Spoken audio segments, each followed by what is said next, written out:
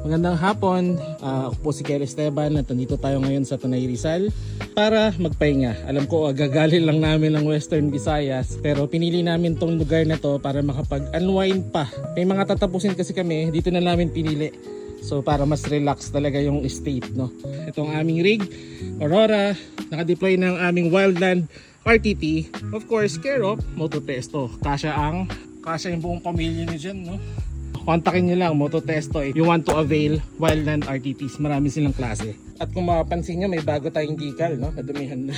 Mototesto decal. So maraming salamat sa Fastcat. Sila yung umalalay sa atin nung nakaraang Western Visayas Overland Adventure natin. And alam nyo na naman tong galving na to. We have cargo containers here, Opolar fan, Kellynox chairs na extra, our coffee gears na hindi pa namin nilalabas. Maraming salamat sa The Preserve sa pagbibigay sa amin ng instant coffee. Since magdidilim na, nakasetup na ang aming Wildland Galaxy solar lamp. Pinaarawan lang namin kanina, doon na siya magcha-charge. Mototesto rin yan. And malayo-layo sa ating rig. Pinakamalutong na baterya sa Balatan Lupa. OCPH powerhouse. May inverter na yan, 500 watts. Nandiyan na yung Starlink natin kasi doon yung open space. Wala dito, may obstruction. So, kala ko aabot yung wire eh. Imbis na yung kotse nang move namin, mobile naman yung OCPH, yun na yung minove namin. At syempre, ang pinakabago namin sa setup namin, ang 270 XL awning. Hindi na namin pineg kasi hindi naman mahangin, saktong hangin lang na nakakapagpapresko. Freestanding talaga siya. For added peace of mind, nandito yung stand. Madali lang naman ibabayan, naka-hook lang dito. Lalo na kung malakas ang hangin, merong bagyo, ibaba mo na yan, di ba? Hindi na lang din namin sinetup yung aming annex room kasi hindi naman maulan. At syempre, bawas ligpitin. Ito yung EcoFlow natin, hindi naman mawawala yan. Dito lang naman siya sa kotse lagi since meron na tayong dual bat system. And so if we want to charge our EcoFlow, pindutin lang natin yung fridge. May mga ilaw na rin, yun. At ito, nalobat lang.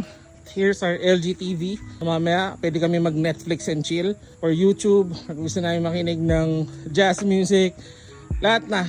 Posible, pwede ka rin mag PowerPoint presentation dyan kung meron ka mga meeting, discussion sa wilderness. Maraming salamat sa Camp Cafe, kay Boss Lloyd, para sa case na to. Sobrang grabe, sobrang useful. Lalo na kung mag-overlanding ka. Siyempre, di tayo mauubusan ng mga tables and chairs, lahat na courtesy of Camp Cafe, Helvetica, Campers Box Gears, at Gorilla Outdoors. We have here pack water. Hindi natin yan lalagyan kasi hindi naman tayo mag-overlanding ngayon. Dito nakasetup ang ating table, no? Our outtas. Lagayan ng tissue dyan. Lagayan namin ng mga pinggan. Gamit namin na Darshay Eco Series ng mga pinggan at utensils. Pegs, gyros, ito black dog na matilyo. Dito rin ang ating solar panel from Bluetti. Halo-halong brand na. Dito rin naman yung mga ilaw natin. Currently, our dual bat system is running at specifically 97% pa. Sobrang tagal pa. Pwede pang gamitin to ng mga ilang araw, linggo siguro, no? Yan, Renogy gamit natin. Maraming salamat ulit, Mototesto. At bagong-bago, no? Darshay Cozy Series. Gamit niya ang Gladiator na towel. Pampapresko talaga. Yun ang ilog. Habang nagkumakain ng biskotso merengue. Galing pang Iloilo yan, no? Drenade natin yan. Yan, may lagayan ka ng wine glass at meron kang sariling ref. Parang ano, di ba?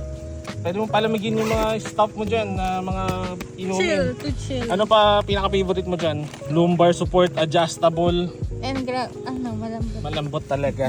Ito hanggang neck yan. So, that's good. Siyempre kasama sila Bolt at Richie Boy. Pari lang kasi tumatakbo dun sa ilog. Helvetica. Magluluto mamaya si Tatay Chaps dito. Maraming salamat sa Gladiator para sa mga boxes din natin. Dala natin ang ating RC at Shopee tubigan. Basically, that's it. Right, meron din tayo ditong Lucy Empowered Solar Rechargeable Fairy Lights or lights. Basta ganun. So yan, lalagay natin sa 270 awning para mamayang gabi ay maganda. Yan o, nalagyan ng cover yan or nasisiper. So nung nagbinurong kami, nandyan lahat ng mga, alam mo na. Tapos sinara namin para hindi mangamoy. Alright, so ligo na tayo guys. Maraming salamat again sa mga nanonood ng mga reels natin, adventures natin.